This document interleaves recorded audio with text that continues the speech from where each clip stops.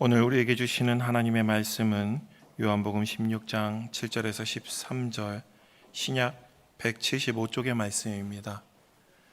요한복음 16장 7절에서 13절의 말씀입니다. 제가 봉독하도록 하겠습니다.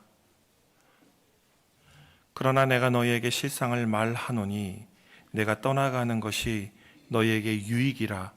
내가 떠나가지 아니하면 보혜사가 너희에게로 오시지 아니할 것이요 가면 내가 그를 너희에게 보내리니 그가 와서 죄에 대하여 의에 대하여 심판에 대하여 세상을 책망하시리라. 죄에 대하여라 함은 그들이 나를 믿지 아니하며 의에 대하여라 함은 내가 아버지께로 가니 너희가 다시 나를 보지 못하며 심판에 대하여라 함은 이 세상 임금이 심판을 받았음이라. 내가 아직도 너희에게 이를 것이 많으나 지금은 너희가 감당하지 못하리라. 그러나 진리의 성령이 오시면 그가 너희를 모든 진리 가운데로 인도하시리니 그가 스스로 말하지 않고 오직 들은 것을 말하며 장래 일을 너희에게 알리시리라. 아멘.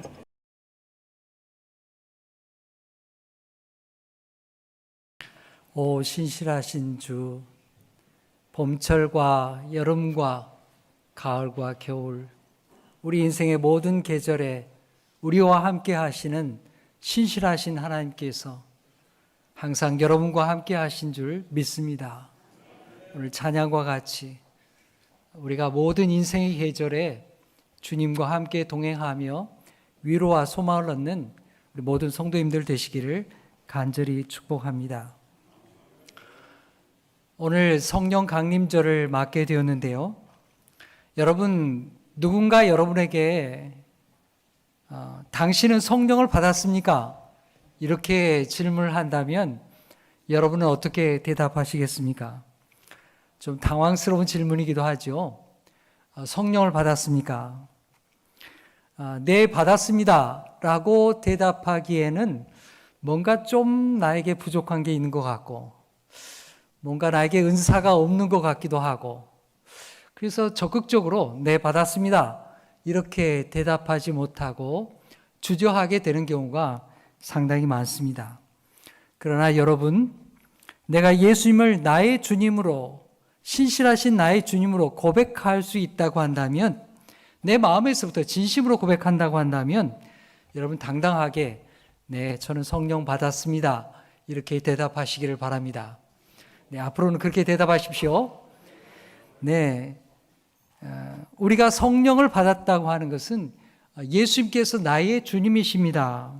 나의 주님이 되시고 내 마음과 나의 삶을 주장하고 계십니다. 이것을 고백하는 다른 표현일 뿐입니다. 그래서 여러분, 언제 성령 받았습니까? 몇 날 몇 시에 받았습니까? 이런 거 하나도 안 중요합니다. 과거에 몇 날 몇 시에 성령 받았는가, 거기에 중요한 것이 아니라 오늘 내가 지금 예수의 사람으로 바르게 하나님을 믿고 신앙생활하고 있는가, 이것이 훨씬 더 중요하기 때문입니다. 사랑하는 여러분, 우리가 예수 그리스도의 사람으로서 믿음으로 또 성령으로 충만한 가운데 살아가기를 축복합니다. 근데 여러분, 우리가 성경 말씀을 읽어보면 우리를 좀 주눅들게 만드는 그런 성경의 사건들이 성경에 기록된 걸 볼 수가 있습니다. 아주 특별한 사건들이 성경에 기록되어 있죠. 그래서 나는 이게 성령을 아직 못 받았나 보다 이런 생각을 갖게 만들기도 합니다. 대표적인 것이 사도행전 2장에 나오는 성령 강림절의 사건입니다. 우리는 성령 강림절의 사건을 통해서 성령 하나님의 아주 특별한 역사를 경험하게 됩니다. 이 첫 번째 성령 강림절에 아주 강렬한 역사를 보게 된 것이죠. 열심히 기도하던 성도들에게 불의 역사가 나타나게 됩니다. 불이 혀같이 갈라지는 것이 임하게 되고 성도들 머리 위에 하나님의 불꽃이 임하여서 그들이 성령의 뜨거움을 체험하게 된 것을 성경이 기록하고 있습니다. 또 성령을 받은 베드로와 요한이 예루살렘 성전에 기도하러 올라가다가 가는 길목에 나면서부터 걷지 못하던 안진뱅이가 앉아있는 걸 보게 됩니다. 그리고는 이 안진뱅이를 손을 잡고서 나사렛 예수의 이름으로 일어나 걸으라 하면서 일으키는 아주 놀라운 기적의 사건이 일어나는 걸 보게 되죠. 이런 사건들을 우리가 접하게 되면 역시 나는 성령을 아직 못 받았나 보다 이런 생각이 들기도 하는 것입니다. 그래서 어떤 성도님들은 특별한 성령 체험을 하기 위해서 기도원에 가기도 하고요. 또 어떤 분들은 특별한 영성 훈련에 참여하기도 하고 또 방언을 훈련하기도 하고 또 특별한 은사를 받으려고 애쓰는 분들도 있는 것이 사실입니다. 물론 여러분, 이런 성령의 특별한 은사들은 우리에게 분명한 확신을 줍니다. 그리고 우리를 영적으로 더 충만한 은총 가운데 이끄는 것이 사실입니다. 여러분들도 그런 은사를 갈망하시게 되면 또 그런 은사를 하나님께서 주실 줄 믿습니다. 근데 여러분, 우리가 성령 받았다고 하는 것은 특별한 은사 쪽으로만 해석해서는 안 될 것입니다. 성령님께서 우리에게 일하시는 것은 우리의 삶의 모든 부분에 역사하시기 때문입니다. 그래서 특별한 은사만을 우리가 추구하게 되면 그 성령님의 일하심에 아주 작은 부분, 특정한 부분만 우리가 관심을 갖게 되고 마는 것입니다. 여러분 생각해 보십시오. 성령님은 누가 보내시는 것입니까? 또 성령님은 왜 우리에게 오시는 것입니까? 성령님은 하나님 아버지와 그의 아들 예수 그리스도를 통해서 우리에게 오시는 분이십니다. 자, 그렇다면 무슨 목적으로 우리에게 오실까요? 왜 성령님께서 우리에게 오실까요? 우리에게 능력을 주어서 다른 사람들보다 우월하게 하시려고 그렇게 성령님이 오시는 걸까요? 여러분, 그런 특별한 은사들과 능력들은 성령께서 오시는 하나의 과정에 불과한 것입니다. 성령님이 오심으로 나타난 하나의 결과에 불과한 것이라는 것입니다. 그것이 목적이 아닌 것입니다. 하나님께서 우리에게 성령을 주시는 것은 우리가 예수 그리스도를 구주로 믿고 예수님의 복된 삶을 증언하며 살도록 성령님을 우리에게 보내주시는 것입니다. 우리 한번 살펴볼까요? 사도행전 1장 8절의 말씀을 우리가 함께 읽어보겠습니다. 잘 아는 말씀이죠? 시작. 오직 성령이 너희에게 임하시면 너희가 권능을 받고 예루살렘과 온 유대와 사마리아와 땅끝까지 이르러 내 증인이 되리라 하시니라. 아멘. 여러분, 이 말씀을 요약해 보십시오. 이 말씀이 지금 무엇을 우리에게 말씀하시는지 여러분 머릿속에서 한번 요약해 보십시오. 이 말씀이 무엇을 얘기하고 있습니까? 성령이 임하시면 어떻게 된다고요? 뭘 하신다는 말씀입니까? 너희가 내 증인이 되리라. 이게 요약문이에요. 중간에 있는 내용들이 중심이 아니라 성령이 임하시면 너희가 내 증인이 되리라. 이것이 핵심 문장입니다. 중간에 너희가 권능을 받고 예루살렘과 온 유대와 사마리아와 땅끝까지 이르러. 이건 하나의 과정입니다. 그러니까 성령께서 임하시면 어떤 일이 우리에게 벌어지는가? 우리로 하여금 예수 그리스도가 부활의 주님이시다.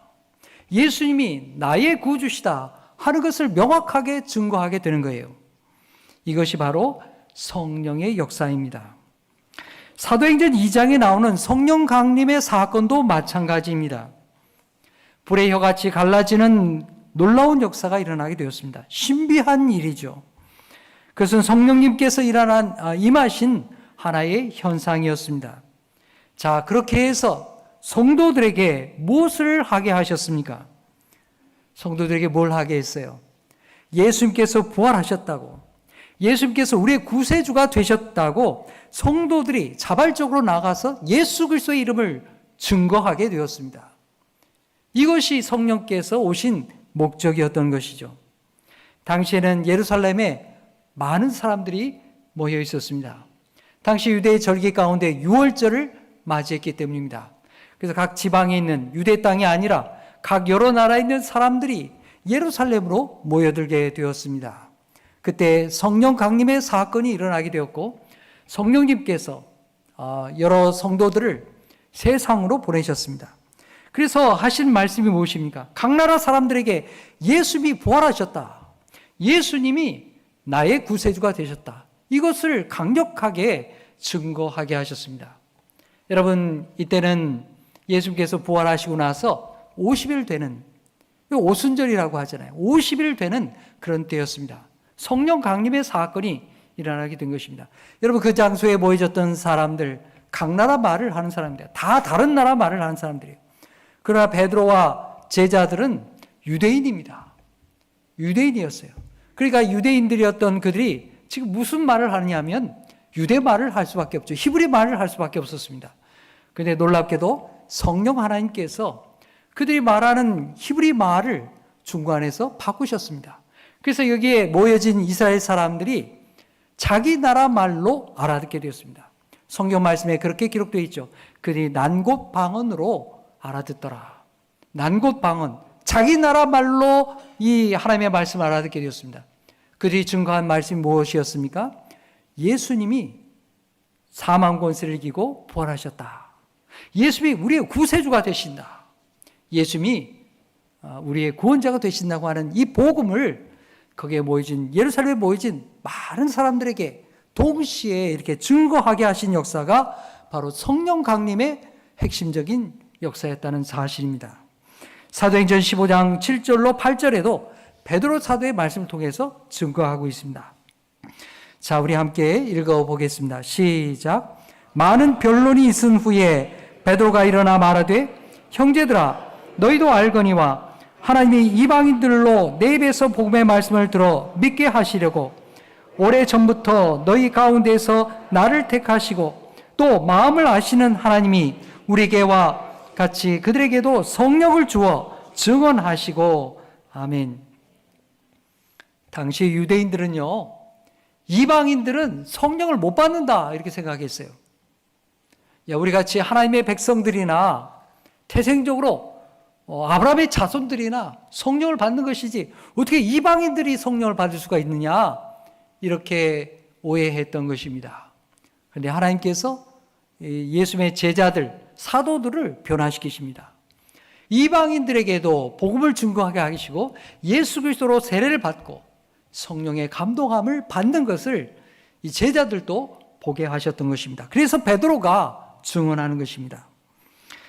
베드로가 증언하죠. 이방인들에게도 하나님의 성령이 임하신다는 것입니다. 그들도 예수님이 나의 구주시라고 그들이 담대하게 증언하고 있다는 것을 여러 사도들 앞에서 그렇게 증언하게 되었던 것입니다. 그래서 여러분, 성령님은 어떤 분이십니까? 우리가 예수 그리스도를 믿고 주님을 위해 살도록 우리를 인도하시는 하나님의 영이십니다. 사도행전에 나타난 기적과 성령의 역사는 예수 그리스도가 우리의 구원자가 되신다고 하는 이 사실을, 이 복음을 증거하기 위해서 하나님께서 일으키신 사건들이었습니다. 성도들에게 나타난 방언이나 병고침이나 기적과 같은 일들, 그런 일들은 예수의 복음을 증거하기 위해서 초기에 우리 하나님께서 특별한 역사를 일으키셨다는 사실입니다. 하나님이 사용한 도구에 불과한 것이었습니다. 이러한 신비한 일들은 시대나 장소나 복음을 받는 사람들의 형편에 따라서 각기 다르게 나타나게 된 것입니다.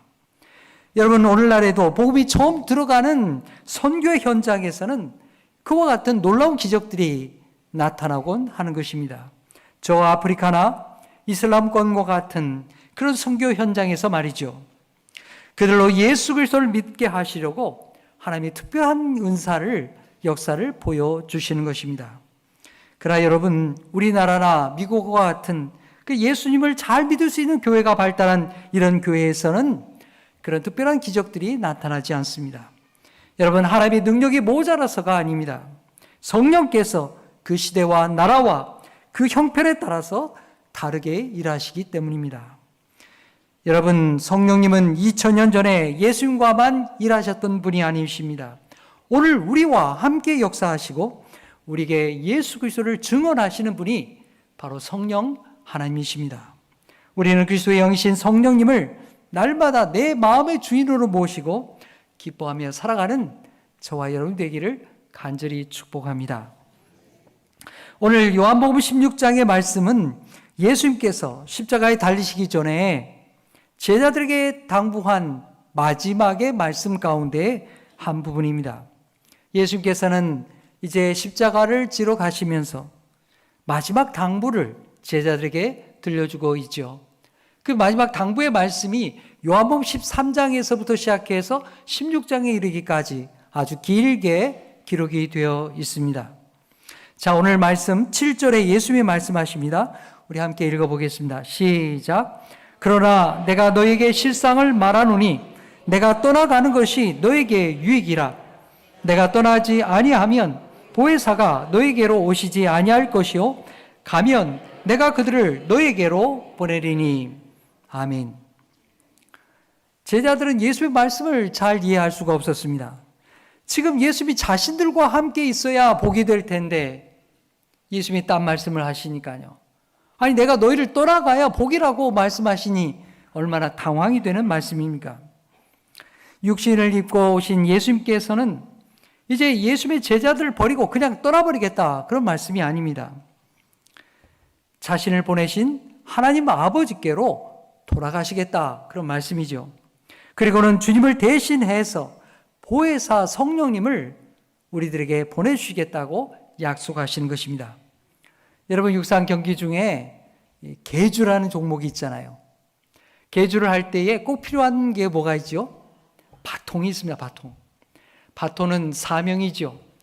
그냥 마구 달리면 안 됩니다. 바통을 잘 전달해 줘야 끝까지 골이 날 때에 의미가 있게 되는 거죠.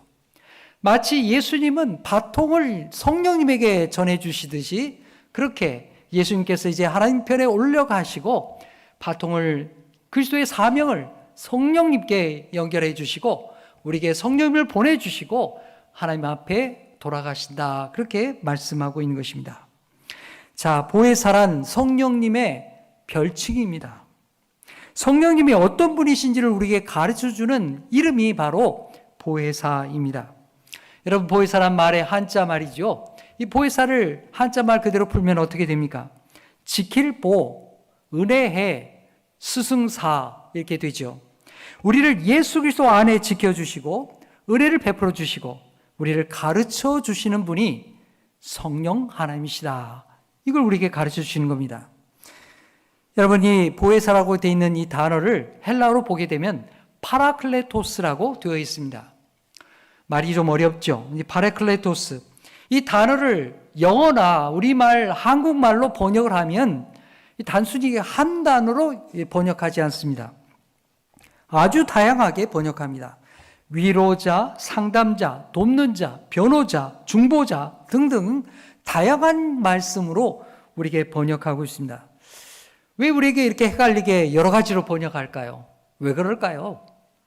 네, 그것은 성령님께서 우리에게 하시는 일이 그만큼 다양하기 때문에 그렇습니다. 성령 하나님이 우리를 위해서 하시는 일이 아주 다양하기 때문에 그냥 한 단어로 표현할 수가 없는 것입니다. 마치 엄마가 아이를 키울 때에 다양한 역할을 하죠. 때로는 엄한 선생님이 되어서 아이를 가르치기도 합니다. 그러나 따뜻하게 위로하기도 합니다. 먹을 것을 주고 위로해주고 또 가르치기도 하고 보호자가 되기도 하고 엄마가 모든 걸 다 하잖아요. 그래서 아이를 지혜롭고 건강하게 키우려고 애쓰는 것이 부모의 역할이죠. 성령 하나님의 역할이 꼭 그와 같습니다. 우리에게 하시는 일이 그냥 한 가지만 하는 게 아니에요. 우리가 하나님의 사람으로 살아가게 하기 위해서 우리를 위하여 다양한 역할을 감당하고 계시는 것입니다. 파라클레토스 성령님은 가까이에서 나를 불러주시는 분이십니다. 그래서 때로는 상담자가 되어주시고 눈물 날 때 눈물을 닦아주시는 위로자가 되시고 또 어려울 때 나를 돕는 이가 되십니다. 기도할 때에 나의 기도를 중보하시는 중보자가 되십니다. 여러분, 평안할 때나 어려울 때나 기도하면서 참된 중보자가 되시는 성령 하나님을 의지하시기를 간절히 축복합니다. 그런데 여러분, 오늘 예수의 말씀을 이렇게 들어보면 예수님께서 보내시는 성령님이 그저 우리의 위로자와 중보자가 되는 것으로 끝나지 않는다 하는 것을 우리에게 말씀하고 있습니다. 자, 어떻게 말씀하는지 8절 말씀 한번 읽어보겠습니다. 시작. 그가 와서 죄에 대하여, 의에 대하여, 심판에 대하여 세상을 책망하시리라. 아멘. 자, 여기 그라고 하는 게 누굴 말하는 겁니까? 바로 성령님을 말씀하는 것이죠. 성령께서 너에게 임하시면 그가 죄에 대해서, 또 의에 대해서, 심판에 대해서 세상을 책망하게 하신다. 이거 우리에게 말씀하시는 거예요. 여러분, 이 말씀을 가만히 보세요. 예수께서 하신 말씀은 성령께서 하시는 일이 그저 교회에만 국한되어 있다, 그렇게 말씀하지 않으세요.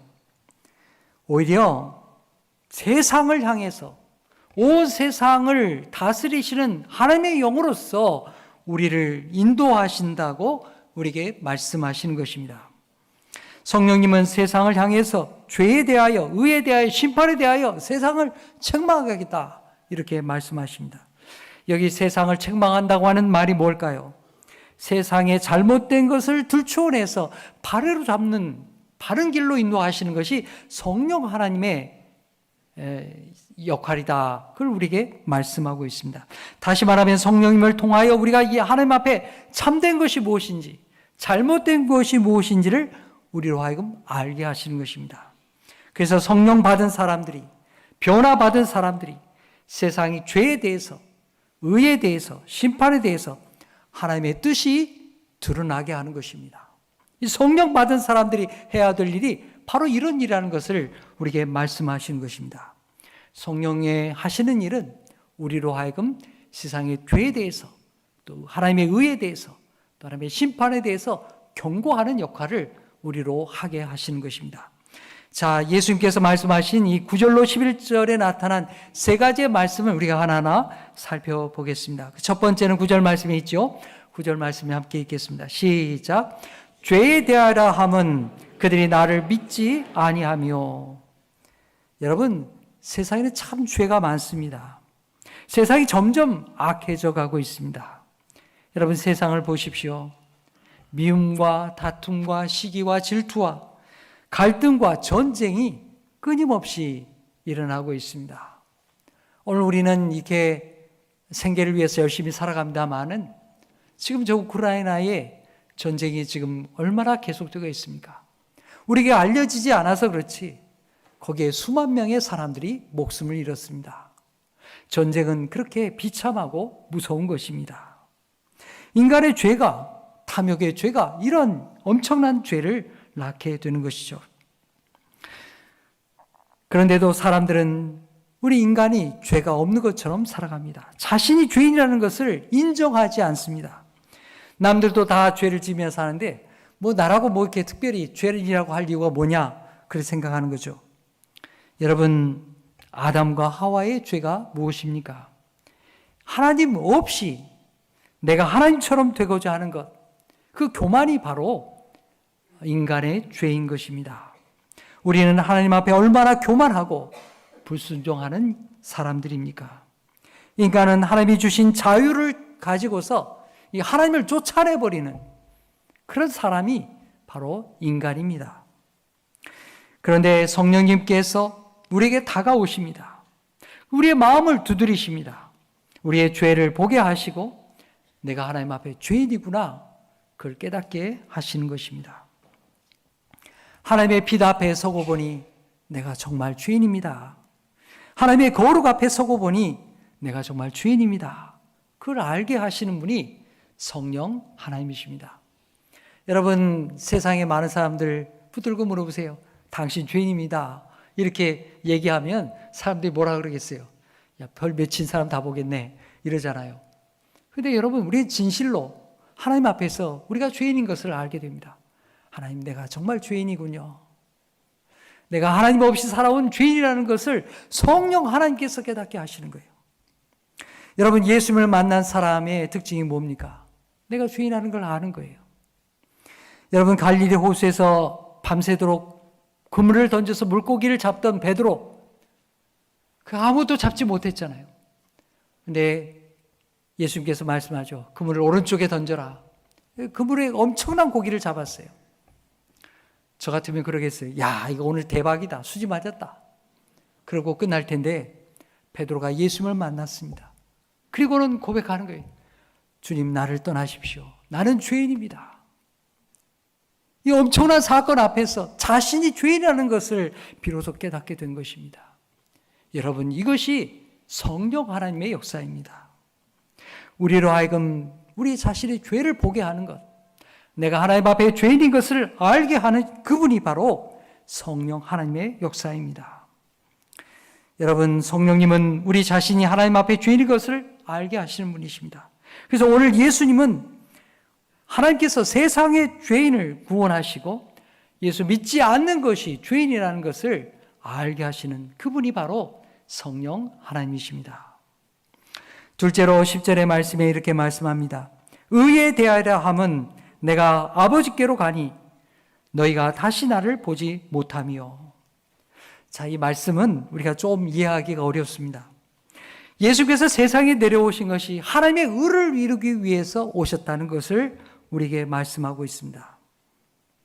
우리의 죄를 대신 지고 십자가의 죽으심으로 말미암아 하나님의 의를 이루어 주신 것입니다. 그래서 예수님의 십자가는 하나님을 향한 십자가입니다. 우리 인간 보라고 십자가 달린 게 아니에요. 하나님 보시라고. 하나님의 속죄의 어린 양이 되어서 우리의 모든 죄를 담당하기 위해서 예수님께서 십자가에 달리신 것입니다. 그것이 바로 하나님의 의를 이루는 것이었습니다. 의에 대하여 함은 내가 아버지께로 가니 너희가 다시 나를 보지 못하며. 이제 예수님은 하나님의 공의를 이루시고 십자가에 죽어주심으로 말미암아 하나님의 공의를 이루시고 부활하셔서 다시금 하나님 우편에 올리워 가시는 것입니다. 그 대신에 우리를 위하여 보혜사 성령님을 보내주시는 것입니다. 사람들은 누구나 내가 의로운 줄 알고 살아갑니다. 나는 착하기 때문에 법 없이도 사는 사람이다. 그런데 내가 무슨 죄가 있느냐? 또 내가 설령 죄가 있더라도 내가 선하게 살면 그수로 되는 것 아니냐? 선행을 통해서 구원받을 수 있다고 생각하는 사람들도 많이 있습니다. 그러나 여러분, 성령께서 오셔서 그 생각을 깨트려 버리십니다. 인간의 선행이 인간을 구원할 수 없다고 하는 사실을 우리에게 가르쳐 주시는 것입니다. 그리고 성령님께서 예수 그리스도가 우리의 의라는 사실을, 하나님 앞에 아무도 의로운 자가 없기에 오직 예수 그리스도의 의로움을 통하여 우리가 하나님 앞에 나아갈 수 있다고 하는 사실을 우리에게 가르쳐 주시는 것입니다. 셋째로 11절 말씀은 이렇게 말씀합니다. 심판에 대하여 함은 이 세상 임금이 심판을 받았습니다. 새한글 성경은요, 이 말씀을 이렇게 번역합니다. 심판에 대해서라고 하는 것은 이 세상의 지배자가 심판을 받았기 때문입니다. 여러분, 이 세상의 통치자들, 또 지배자들은 자기가 심판받지 않을 것처럼 살아가죠. 그런데 여러분, 이 세상의 통치자들도요, 그 권력이 영원하지 않습니다. 이 세상의 지배자들도 결국에 심판을 받게 된다는 사실입니다. 이 세상에서도 심판받을 뿐만 아니라 무엇보다도 하나님 앞에서 심판을 받게 될 거예요. 여러분, 예루살렘 교회에 박해를 했던, 초대교회 박해를 했던 헤롯 안티파스 1세가 있습니다. 하나님이 치셔가지고요, 그는 벌레가 먹어서 하루아침에 죽었다고 성경은 기록하고 있습니다. 그런데 여러분, 세상의 지배자들만 심판받는 것은 아닙니다. 우리 모두가 다 하나님의 심판대 앞에 서게 될 것입니다. 성령 하나님은 우리에게 하나님의 심판에 대해서 우리에게 경각심을 불러일으키는 것입니다. 그래서 우리로 하여금 죄에서 벗어나서 하나님의 길을 걷도록 우리로 하여금 바른 길로 인도하시는 분이 성령 하나님이십니다. 여러분, 성령 하나님은 예수 그리스도가 사단의 권세, 사망의 권세를 이기고 승리하셨다고 하는 이 사실을 우리에게 계속해서 가르쳐주시는 분이 바로 성령 하나님이십니다. 그래서 우리로 하여금 주님을 의지하며 악에 빠지지 않고 또 하나님이 기뻐하시는 삶을 살아가게 하시는 그분이 바로 성령 하나님이십니다. 요한복음 15장 26절로 27절에 예수님께서 우리에게 말씀하십니다. 우리 함께 읽어볼까요? 시작. 내가 아버지께로부터 너희에게 보낼 보혜사 곧 아버지께로부터 나오시는 진리의 성령이 오실 때에 그가 나를 증언하실 것이요 너희도 처음부터 나와 함께 있으므로 증언하느니라. 아멘. 성령 하나님이 오셔서 하는 일 무엇이냐? 증언하신 일을 하시는 거예요. 예수님이 누구신가? 예수님에 대한 모든 것을 우리에게 가르치고 생각나게 하시는 분이 성령 하나님이십니다. 예수님의 부활과 하나님의 나라가 무엇인지, 예수님께서 이 땅에 계실 때 가르쳤던 말씀이 무엇인지를 우리에게 생각나게 하고 기억하게 하는 분, 그래서 미래의 소망도 우리에게 가르쳐 주시는 그분이 바로 성령 하나님이십니다. 성도 여러분, 우리가 이 험한 이 세상을 살아가는 동안에 우리에게 꼭 필요한 분이 있습니다. 그분이 누굽니까? 바로 성령 하나님이십니다. 성령 하나님의 인도가 우리에게 꼭 필요하다는 사실입니다. 오늘 13절에 그것을 우리에게 말씀하십니다. 우리 함께 읽겠습니다. 시작. 그러나 진리의 성령이 오시면 그가 너희를 모든 진리 가운데로 인도하시리니 그가 스스로 말하지 않고 오직 들은 것을 말하며 장래일을 너희에게 알리시리라. 아멘. 진리의 영이신 성령께서 우리에게 오셔서 우리에게 바른 길을 안내해 주신다는 것입니다. 예수 그리스도의 사람은 어떻게 살아야 될 것인가? 예수 믿는 사람은 어떻게 예배할 것인가? 어떻게 선을 행하고 살 것인가? 예수 믿고 구원받은 다음에 우리의 삶을 어떻게 살아가야 마땅할까? 이것을 가르쳐 주시는 분이 우리 성령 하나님이십니다. 우리의 길 안내자, 우리가 천국에 이를 때까지 우리의 길을 인도하시는 그분이 바로 성령 하나님이십니다. 그래서 우리의 분별력을 주시고 우리를 하나님의 진리 가운데로 거하도록 인도하시는 분이 성령 하나님이십니다. 그래서 여러분, 기도할 때에 성령을 구하시기를 바랍니다. 성령 충만을 구하시는 우리 모두가 되기를 축복합니다. 성령 충만이란 무엇입니까? 성령 하나님께서 나를 채우시고 나를 주장하시고 나를 다스리시는 것입니다. 내가 하나님의 사람으로 살아갈 수 있도록 인도하시는 그분이 성령 하나님이십니다. 그래서 예수 안에서 자유하고 충만한 기쁨으로 살아가게 하시는 그분이 성령 하나님이십니다. 성령 하나님은 우리에게 하나님의 가장 좋은 것을 주시는 그분이 바로 성령 하나님이십니다. 예수님께서 말씀하시죠. 내가 너에게 가장 좋은 것을 주시리라. 가장 좋은 것, 바로 성령 하나님이십니다. 성도 여러분, 예수님만이 세상 죄로부터 우리를 구원하시는 분이십니다. 이 세상에 참된 평화를 주시는 분, 죄로 망가진 이 세상의 치료자가 되시는 그분이 바로 성령 하나님이십니다. 예수 그리스도의 영이신 성령께서 우리로 하여금 하나님의 일을 하게 하시는 그 역사가 성령 하나님의 역사입니다.